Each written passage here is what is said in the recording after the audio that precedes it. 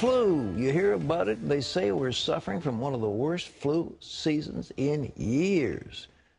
And it's peaking right now. 47 states report widespread flu outbreaks with deaths running into thousands. 37 of these deaths are children who have died from the flu. Health reporter Laurie Johnson explains the best ways to try to keep the flu out of your home. This year, the flu season hit early, and it will likely last until April. According to the CDC, the best prevention is a flu shot, and it's still not too late to get one. Also remember, the shot won't give you the flu because the virus used in the vaccine dies during the manufacturing process. It takes about 2 weeks for the vaccine to fully protect you, so you could still get the flu during that time. The shot may not stop each different flu strain. This year's vaccine is about 60% effective with the various types circulating today. Why won't the shot stop all of this illness?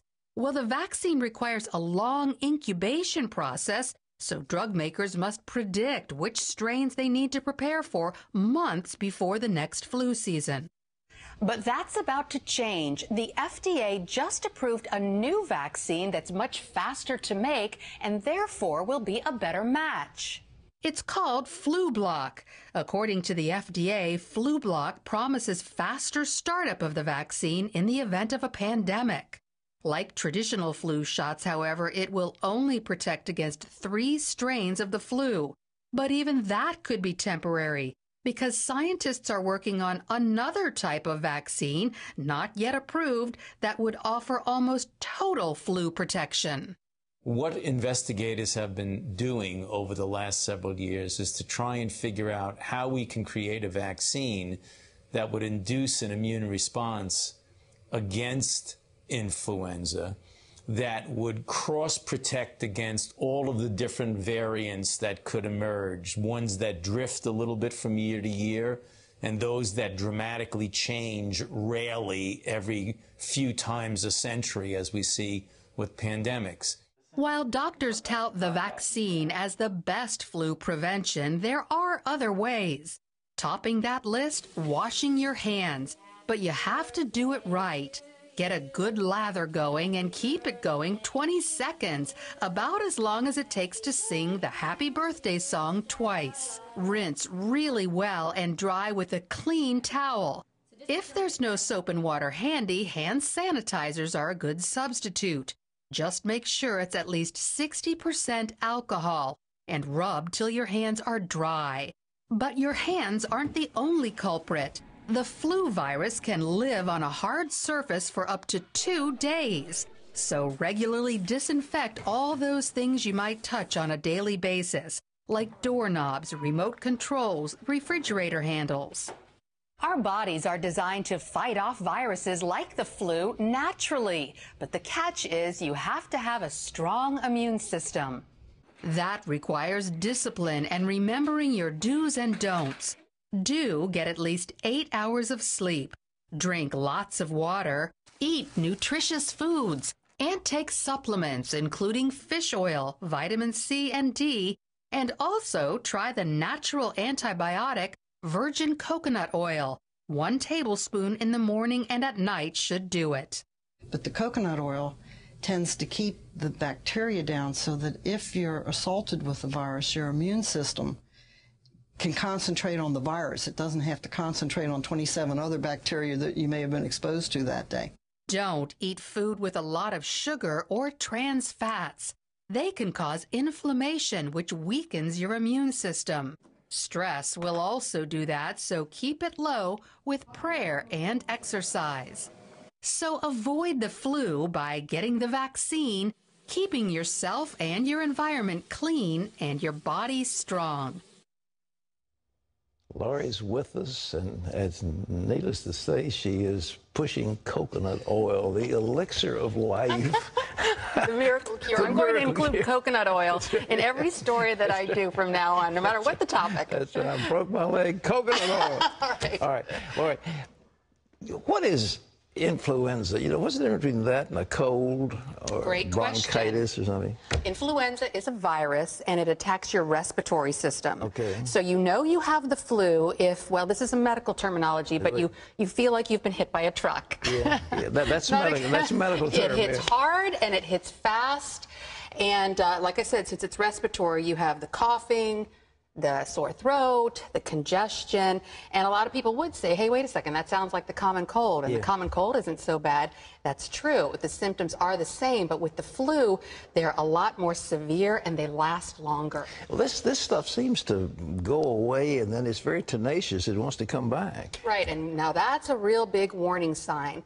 Most people, when they get the flu, they can stay home and treat the symptoms. But if you are a high-risk person, you need to go to the doctor right away, because the high-risk people are the ones who die from the flu. High-risk people are people who have something else going on. They're elderly, or they have a chronic medical condition like asthma. Chronic condition is something that's with you all the time. That's what chronic means. And something like asthma or diabetes. People who are pregnant, women who are pregnant are high risk, and people who are morbidly obese are high risk. Morbidly obese means you're at least 100 pounds overweight. All these people need to go because 200,000 people are hospitalized for the flu each year. 38,000 die from it. As you mentioned, 37 children so far. Last year, only 35, well, I say only 35.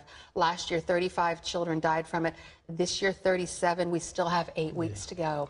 During World War I, there was an epidemic of flu, and millions of people died. It wasn't just a few thousands, millions and millions. Was it the same kind of flu? No, it wasn't the same flu. There are lots of different types of strains. I think that was a version of the avian flu. I'm not sure. There are lots of different strains floating around out there. But the main thing to remember is if you have some sort of something that lowers your immunity, of these children who died from the flu, a lot of those kids have something else going on, a chronic medical condition like asthma or diabetes. So the thing of it is, it's the standard prescription of eat the right kind of food, low glycemic foods, stay away from sweets, and all the processed foods, stay away from trans fats. It's the same stuff. There you go. It's the same stuff. Exercise, sleep, make sure that you drink a lot, and most importantly, keep those hands clean. Don't be sticking your hands in your eyes. I know I do that. I rub my eyes a lot, and that's a great way to get viruses inside your body. But a clicker channel, a clicker on the television, that can carry these things for a couple of days. Oh yeah, 2 days. Viruses can live on a hard surface for 2 days. The problem is, you've got little children, they get in contact with all these disease-ridden playmates, and they come home with their little nasty bugs all over. Right, and that's why parents really should try to be a little bit more considerate. And if your child is sick, keep them at home, because they could go infect other kids. And you know, other kids might not be as resilient as yours, and they could die from it. And a lot of people say, how do people die from the flu? I've never heard of anybody dying from the flu. Well, what happens is they get the flu, and then it turns into something else. The flu is a virus, but but it creates a lot of mucus inside your body, and mucus is a perfect breeding ground for bacteria, a bacterial infection like pneumonia. So a lot of people who die of the flu, actually on their birth certificate will say pneumonia, but they never would have gotten the pneumonia in the first place if they hadn't had the flu, right? Well, this is the flu season, and when it gets really cold, it seems to kill these bugs, but we've had a very mild winter around. It's been cold in some areas for a short period of time, but for example, in our community, it was freezing, bitter cold a few days ago. Now it's in the 60s. So. Crazy. But don't put your coat away, because it's going back down into the 40s in 2 days. Those bugs will proliferate and come back up. That's right. Well, if you'd like more information about how to fight this awful mess, we have a fact sheet available on our website. It's called Flu Fighters. Just go to cbn.com and download your free copy. And Laurie, as usual, you are wonderful. Thank you so much. God bless you. Same back at you. God bless you, too.